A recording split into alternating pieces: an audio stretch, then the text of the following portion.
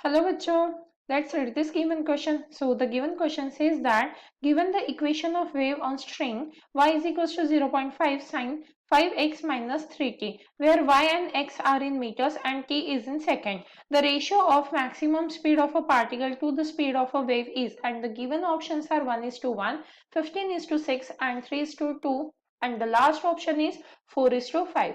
तो देखिए बच्चों, क्वेश्चन में हमें क्या बोला गया है कि हमारे पास एक वेव की इक्वेशन है।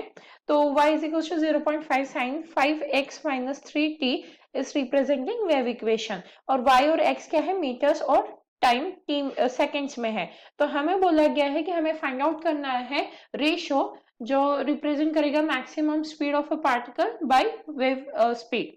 तो इस क्वेश्चन को सॉल्व करने के लिए हमारा की कंसेप्ट क्या रहेगा? की concept to solve this question is maximum speed of a particle कैसे फाइंड आउट करते हैं, वो होता है v max is equals to A omega. A क्या रिप्रेजेंट कर रहा है, एम्पलीट्यूड को, और ओमेगा क्या है, उसकी एंगुलर फ्रीक्वेंसी है।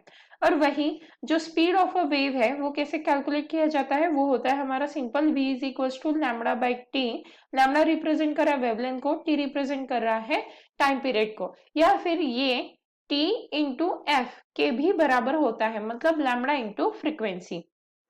अब जो हमारी गिवन इक्वेशन है उसे हम लिख लेते हैं। तो हमारी गिवन इक्वेशन है y is equals to 0.5 sine, यहाँ पे आ जाएगा हमारा 5x माइनस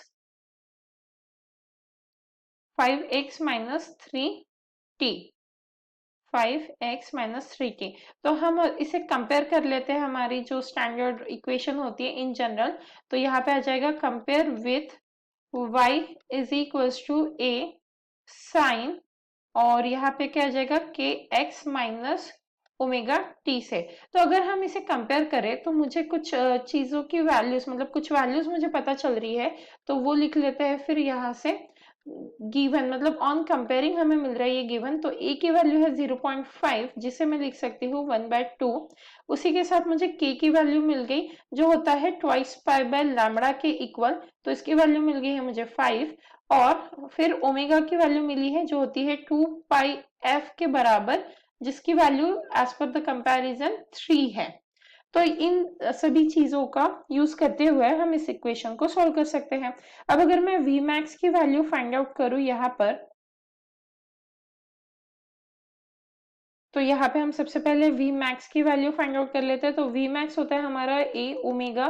तो यहाँ पे तो सिंपल है, a की वैल्यू हाफ है और ओमेगा की वैल्यू 3 है। तो v max आ जाएगा हमारा 3/2। उसके बाद हम कर लेते हैं speed of a wave calculate. तो v is equals to lambda F है, तो मुझे यहाँ से f की वैल्यू मिल सकती है। f इज इक्वल्स टू क्या हो जाएगा मेरा 3/2 पाई। तो यहाँ से मुझे ओमेगा के जरिए मुझे f की वैल्यू मिल गई और k के जरिए मुझे लैम्बडा की वैल्यू मिल जाएगी। तो यहाँ से लैम्बडा की वैल्यू हम सब्स्टिट्यूट कर सकते हैं 2 पाई/k, और f की वैल्यू क्या आ जाएगी यहाँ पे 3/2 पाई। तो ये 2 पाई से 2 पाई कैंसिल हो जाएगा। 3/k की वैल्यू क्या है हमारे पास 5 है। तो ये आ गई हमारी v की वैल्यू, ये है v max की वैल्यू। अब हमें रेशो पूछा गया है v max बाय v का। तो v max की वैल्यू सब्स्टिट्यूट करेंगे 3/2, और v की वैल्यू क्या है डिवाइडेड बाय 3/5। तो मैं इसे रेसिप्रोकल करके 5/3 लिख सकती हूँ। 3 से 3 कैंसिल हो जाएगा और मेरे पास रेशो आ जाएगा v max बाय v का 5/2। तो ये हमारा रेशो आ गया 5:2। अब अगर हम ऑप्शन चेक करें तो हमारा ऑप्शन है तो क्लियरली रॉन्ग है, ऑप्शन सी एंड डी भी क्लियर कट रॉन्ग है। पर अगर हम ऑप्शन बी को ठीक से देखें तो हमारे ऑप्शन बी में हमें क्या मिल रहा है, ऑप्शन बी रिप्रेजेंट कर रहा है 15:6। तो अगर हम 3 से कैंसिल आउट करते हैं तो ये आ जाएगा 5 और ये आ जाएगा 2। तो मतलब ये किसके इक्वल है, 5/2 के ही, जो हमारा रेशो आया था। तो इसीलिए हमारा करेक्ट आंसर क्या हो जाएगा, ऑप्शन बी।